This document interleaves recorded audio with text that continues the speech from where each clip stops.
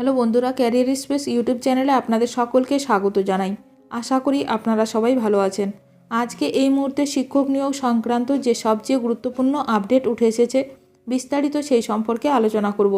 তাই ভিডিওটি অবশ্যই শেষ পর্যন্ত দেখবেন নিয়োগ সংক্রান্ত অনেক নতুন নতুন আপডেট পাওয়ার জন্য।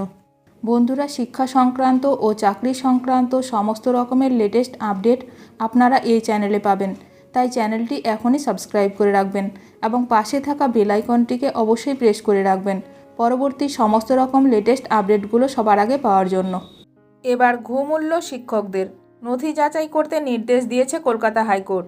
2016-র আগের শিক্ষকদের নথি যাচাই করতে নির্দেশ দিয়েছে কলকাতা হাইকোর্ট।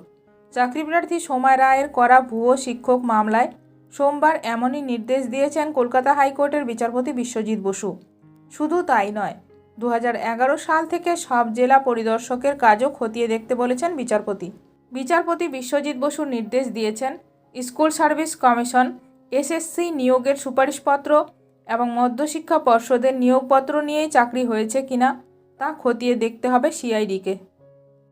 রাজ্য সরকার জানিয়েছে আপাতত মোট 1,86,000 মাধ্যমিক স্তরের শিক্ষক কর্মরত আছেন।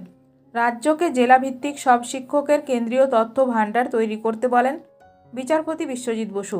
এই বিষয়ে সোমার আইনজীবী ফিরদৌস শামীম জানিয়েছেন, গোঠা স্কুলেই আরও একজন ভুয়ো শিক্ষকের সন্ধান মিলেছে বলে এদিন সিআইডি জানিয়েছে। ফিরদৌস শামীম জানান, আপাতত 6টি জেলার তথ্য ভাণ্ডার তৈরি হয়েছে।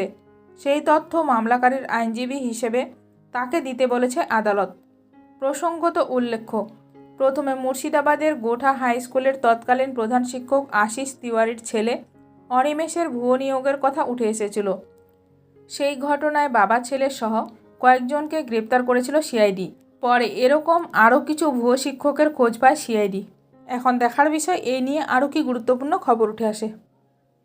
ভিডিওটি ভালো লাগলে অবশ্যই লাইক করবেন। আজকের ভিডিওটি এখানেই শেষ করলাম। নতুন কোনো আপডেট নিয়ে দেখা হবে নেক্সট ভিডিওতে।